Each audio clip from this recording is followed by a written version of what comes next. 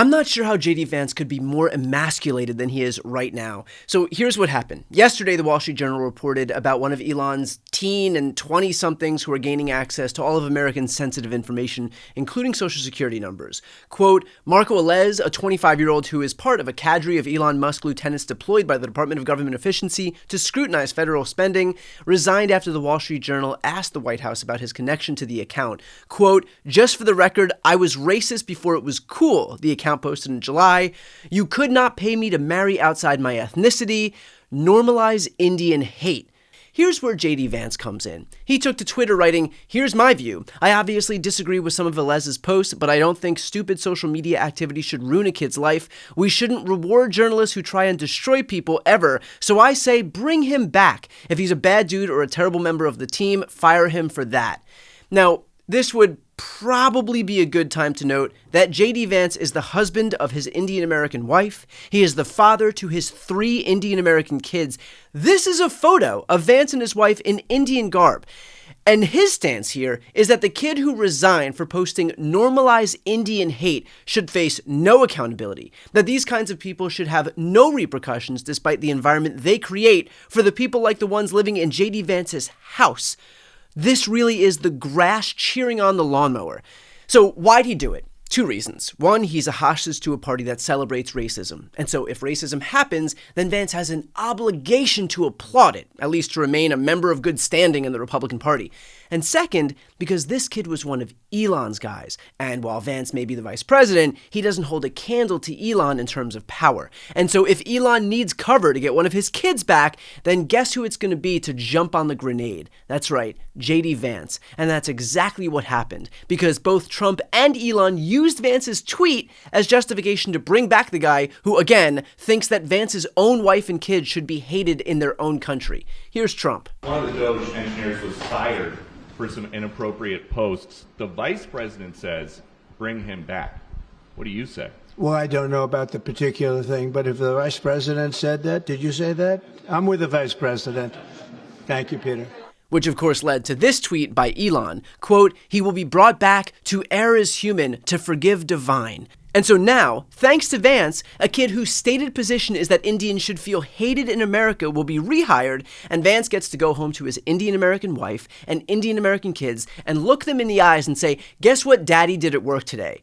And hey, who knows, maybe when his own family eventually contends with racism in Trump's America, he can explain to them that he was proud to play just a small but important role in normalizing and encouraging that exact behavior. I mean, I don't know how to say this any more clearly. Vance had a chance to defend his own family, and he opted to defend the Indian-hating bigot instead. There is always a price that Donald Trump's sycophants have to pay. Sometimes that cost is selling out your own family. Granted, this isn't exactly new for Vance. If he's a pro at anything, it is selling his soul for power. After all, this is the same guy who once said this. In 2016, you called your running mate Donald Trump unfit for the nation's highest office. The Washington Post reported new messages last week in which you also disparaged Trump's economic record while he was president, writing to someone in 2020, quote, Trump thoroughly failed to deliver his economic populism. You said, I'm a never Trump guy, never liked him. Terrible candidate, idiot if you voted for him, might be America's Hitler, might be a cynical a-hole, cultural heroine. Only to then jump on the ticket with the very guy who he so clearly hated. If you were looking for Vance's dignity, that makes 2 of us.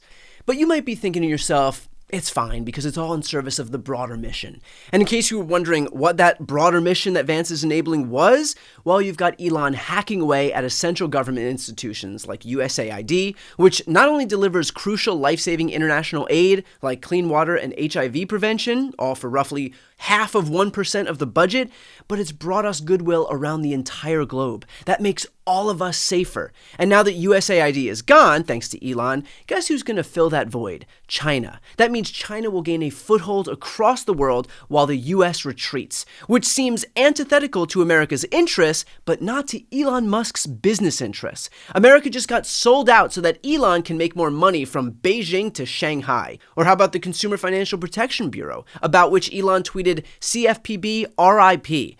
So that we're clear, The Consumer Financial Protection Bureau literally exists to protect consumers from predatory banks and financial institutions. It's returned over $21 billion to 205 million consumers so far.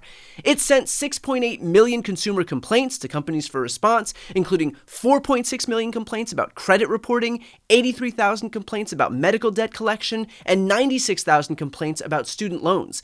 63 million unique visitors use Ask CFPB, which is an online resource for answers to a variety of common financial questions, and the CFPB levied a historic $2 billion fine in a single enforcement action against Wells Fargo for mismanagement of auto loans, mortgages, and deposit accounts. This agency, again, quite literally only exists to help consumers. The sole result of this move by Elon is that Americans will have no recourse when they get screwed over by banks.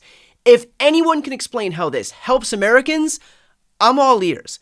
But something that Doge has been particularly apt at doing is getting Americans' private data, including access to your social security numbers. And when asked about that, well, Trump didn't seem all that bothered. Democratic lawmakers are really upset that Doge engineers have access to Treasury payment systems. The Senate Intel Foundation wrote a letter to Susan Wiles. They're saying that these systems are used to disperse trillions of dollars each year and contain everyday Americans' personal information like social security numbers, home addresses, bank accounts. Why does Doge need all of that? Well, it doesn't, but they get it very easily. I mean, we don't have very good security in our country, and they get it very easily. No big deal. If Elon wants it, he can have it. And I would ask these Republicans how they would feel if George Soros, for example, was given unfettered access to your social security numbers from the Treasury, but we already know how they would react. We already know the outrage machine would run for weeks and weeks and weeks. But because it's Republicans who do it, not a word from right-wing media, and hardly a word from legacy media either. As long as Republicans aren't upset, then apparently our democracy dies in darkness media isn't too concerned either, which, by the way, underscores the importance of independent media. So if you'd like to support this channel as I continue to speak out where so many in the press won't, please, again, subscribe to this channel. As for Vance, he's clearly found his niche within the Trump administration. He is there to do what so many who've come before him have done, get humiliated on Trump's behalf. When you wonder how Trump's last vice president ended up almost getting hanged by Trump's own supporters, how he could be so quick to cast aside his most trusted number two, now you're seeing why. Trump's vice presidents are nothing more than a tool, and once they've served their function, once they've been used up, they will be unceremoniously discarded like everybody else who has the misfortune of aligning themselves with Trump.